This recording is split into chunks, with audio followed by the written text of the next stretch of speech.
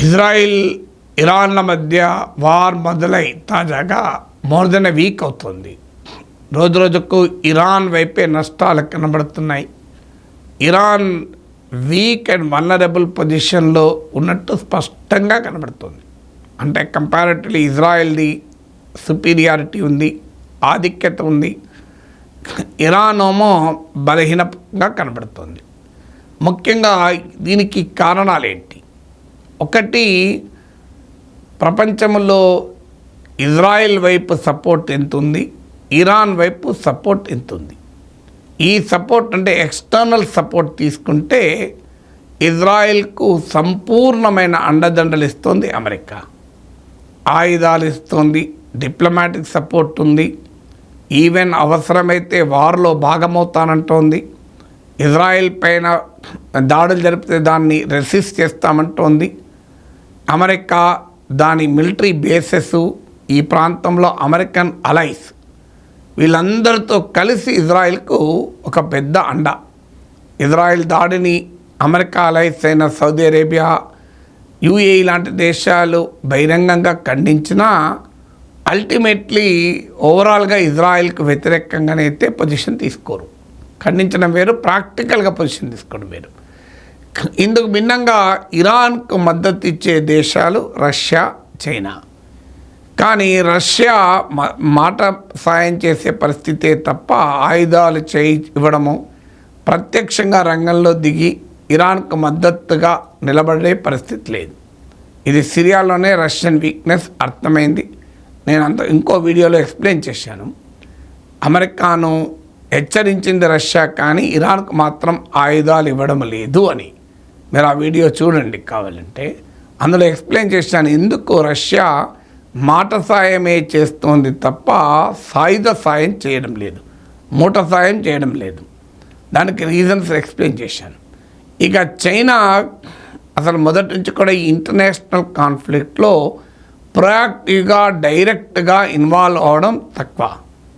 Even ఒక Indo Pak వార్లో Chinese ఆయుధాలతో Pakistan war చేసింది. చైనా రకరకాల సహకారాన్ని ఇచ్చింది, కానీ ప్రత్యక్షంగా యుద్ధంలో దిగడం చైనా తక్కువ. అందువల్ల ఇప్పుడు ఇరాన్కు మద్దతుగా చైనా అమెరికాతో యుద్ధాన్ని దిగుతుందా? క్వశ్చన్ మార్కే. అందువల్ల ఎలాంటి వార్లైనా ఎక్స్టర్నల్ సపోర్ట్ అనేది చాలా కీలకం. క్లియర్గా ఇరాన్కు ఎక్స్టర్నల్ సపోర్ట్ చాలా వీక్గా ఉంది, ఇజ్రాయెల్కు ఎక్స్టర్నల్ సపోర్ట్ చాలా రోబస్ట్గా ఉంది. ఇది మొదటిది. రెండవది, ఈవెన్ మిలిటరీ సుపీరియారిటీ. ఇరాన్కోమో 40 ఏళ్ల కిందటి అమెరికాతో మంచి సంబంధాలు. ఇరాన్లో ఇస్లామిక్ రెవల్యూషన్ కన్నా ముందు ఇరాన్ షా అనే రాజు పాలించిన రోజుల్లో అమెరికాకు ఇరాన్కు మధ్య చాలా దగ్గర సంబంధాలు ఉండేవి. ఆ సమయంలో అమెరికా ఇచ్చిన ఓల్డ్ పాతబడ్డ యుద్ధ విమానాలు ఎక్కువ, కొన్ని రష్యన్ ఆర్మ్స్ ఉన్నాయి, సొంతగా తయారు చేసుకున్న డ్రోన్స్, మిసైల్స్ ఉన్నాయి. ఇరాన్ సూసైడ్ డ్రోన్స్ చాలా ఫేమస్. ఈవెన్ రష్యా ఉక్రెయిన్ పైన వార్లో కూడా ఈ సూసైడ్ డ్రోన్స్ వాడింది. పెద్ద బ్యాలిస్టిక్ మిసైల్ బేస్ కూడా ఉంది.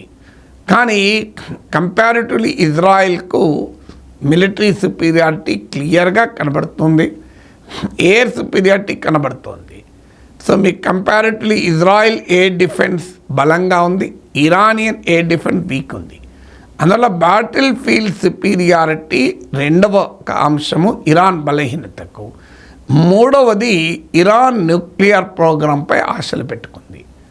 కానీ న్యూక్లియర్ ప్రోగ్రాం కూడా ఇప్పుడు కాంప్రమైజ్ అవుతుందా అనే ప్రశ్న ఉత్పన్నమవుతుంది. ఎందుకంటే ఇప్పటివరకు ఇంటర్నేషనల్ అటామిక్ ఎనర్జీ ఏజెన్సీ లాంటి సంస్థలు చెప్తున్నాయి కనీసం ఒక 2 వారాలు టైం ఇస్తే ఇరాన్ కనీసం ఒక 9 ఆటం బాంబ్స్ తయారు చేయగలుగుతుంది అని. అంటే ఇరాన్ న్యూక్లియర్ ప్రోగ్రాంలో ఒక క్రిటికల్ ఫేజ్లో ఈ వార్ వచ్చింది. అంటే ఇరాన్ కనుక న్యూక్లియర్ బాంబ్ తయారు చేసుకుని ఉంటే ఇప్పుడు ఇరాన్ ముట్టుకోవాలంటే ఇజ్రాయెల్ భయపడేది, అమెరికా భయపడేది.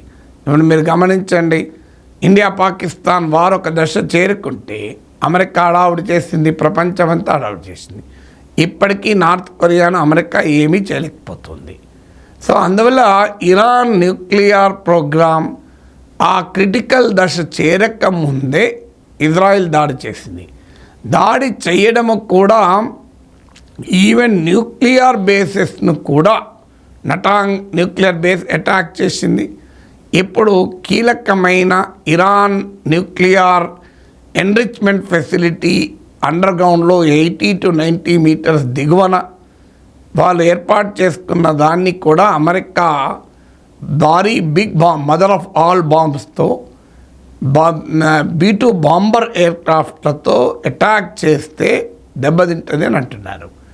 సో ఇరాన్ న్యూక్లియర్ ప్రోగ్రామ్ కూడా కాంప్రమైజ్ అవుతుందా, ఇక అంటే ఆటం బాంబ్ తయారు చేసే దశకు రాకముందే నిర్వీర్యం అవుతుందా అనే పరిస్థితి మూడవది.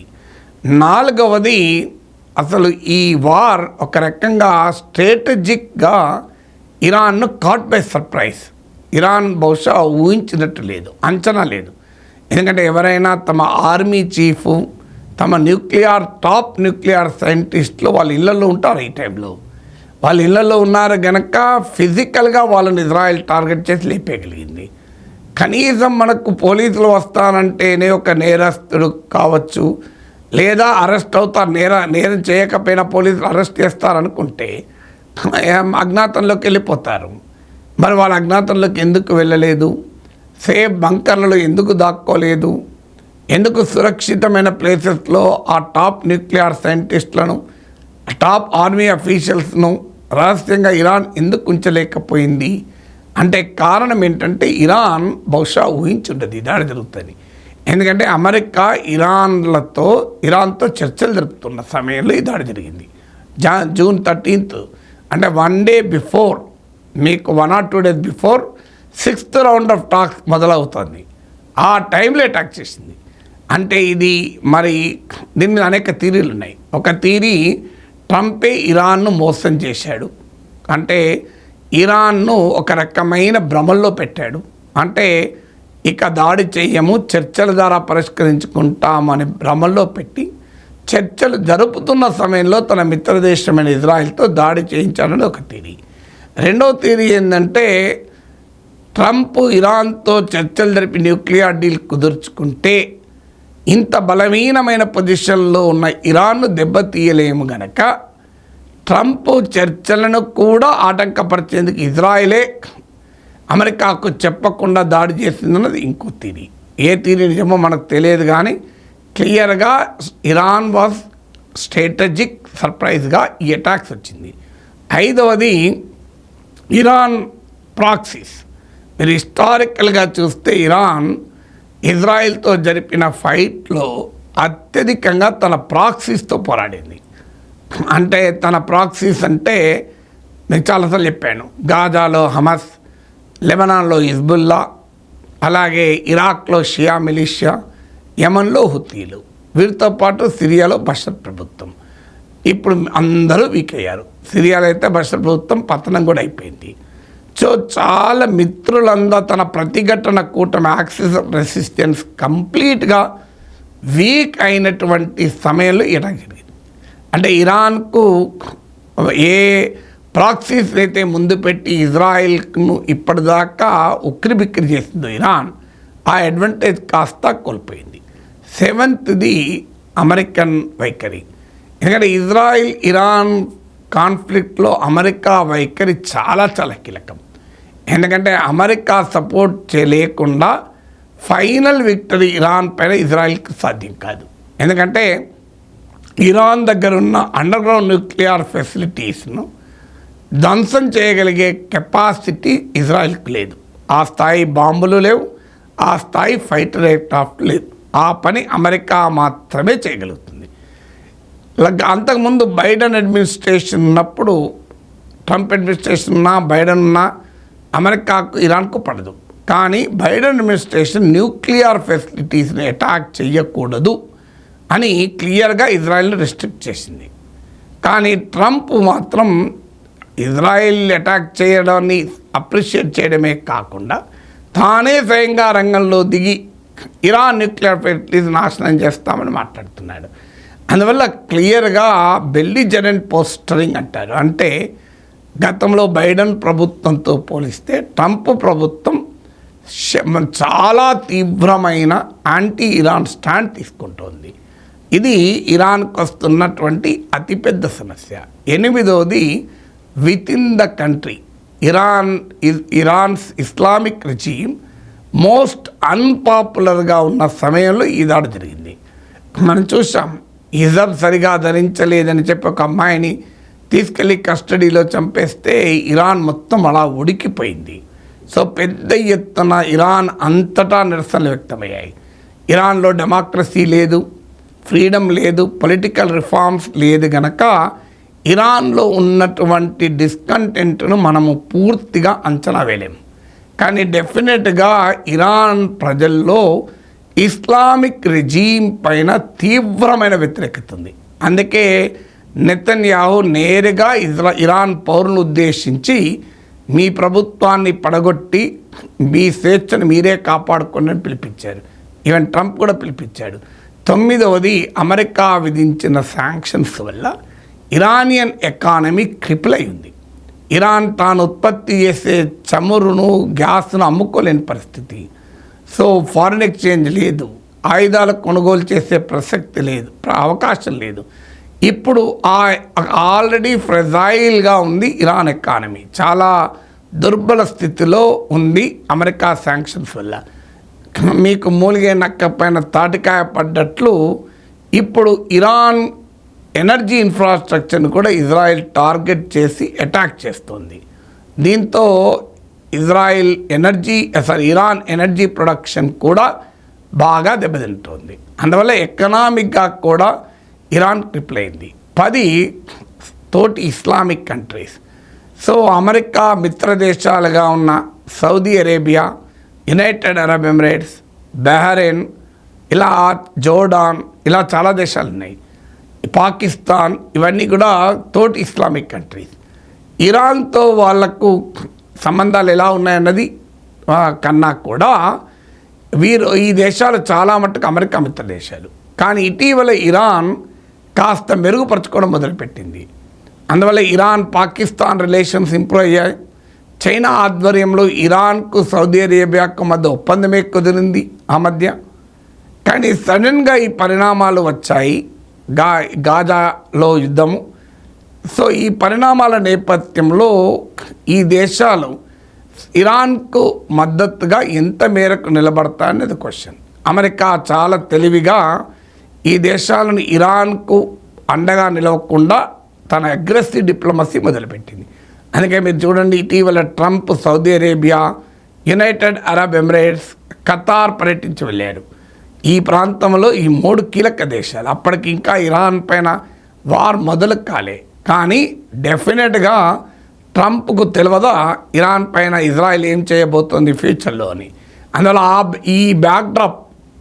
ఈ దాడులకు బ్యాక్డ్రాప్గా American president Trump visit to Saudi Arabia, UAE, Qatar. అందువల్ల మిడిల్ ఈస్ట్లో ఈ అమెరికా ఇన్ఫ్లుయెన్స్ పెంచుకుంది. తాజాగా అసీం మునీను వైట్ హౌస్కు పిలిచి భోజనం పెట్టి గౌరవాన్ని ఇచ్చి ఇరాన్కు వ్యతిరేకంగా మిలిటరీ స్ట్రాటజిక్ సపోర్ట్ ఇవ్వాలని అడిగింది. ఎందుకంటే ఈ దేశాలన్నీ ఇజ్రాయిల్ అటాక్ అని ఇరాన్ ఖండించాయి. ఇప్పుడు పాకిస్తాన్, సౌదీ అరేబియా, యుఏఈ ఇవన్నీ ఖండించాయి. కానీ ఖండించినా కూడా వాళ్ళను అమెరికా తన అగ్రెసివ్ డిప్లొమసీతో తన వైపు తిప్పుకుంది. అందులో మీకు ఒక్క జోర్డాన్ ఇప్పటికే అమెరికా యుద్ధ విమానాలకు తమ గగనతలాన్ని ఇవ్వటానికి సిద్ధపడ్డాయి. ఇక్కడ 40,000 మంది అమెరికన్ సోల్జర్స్ ఉన్నారు, అమెరికన్ బేసెస్ ఉన్నాయి. ఆల్రెడీ మిడిల్ ఈస్ట్లో ఉన్న అమెరికన్ మిలిటరీ బేసెస్ ఉన్నాయి. ఇరాన్కు ఎవరైనా మాటల్లో ఖండిస్తే ఖండించవచ్చు, కానీ చేతల్లో అమెరికాను ఇజ్రాయిల్ను రెసిస్ట్ చేసే పరిస్థితి లేదు. గాజాలో, పాలస్తీనాలో మారణహోమం జరుగుతున్న ప్రేక్షక పాత్ర పోషిస్తున్న దేశాలు ఇరాన్కు మద్దతుగా వస్తాయా? నాలో ఇరాన్తో వైరం కూడా ఉంటుంది. ఎందుకంటే Saudi Arabia is a Sunni majority country, Iran is a Shia country, Pakistan is a Sunni majority country. ఈ గందరగోళం కూడా ఉంటుంది. పాలస్తీనా ప్రజల విషయంలో అందరికీ సానుభూతి, వాళ్ళకి ఎవరితో వైరం లేదు.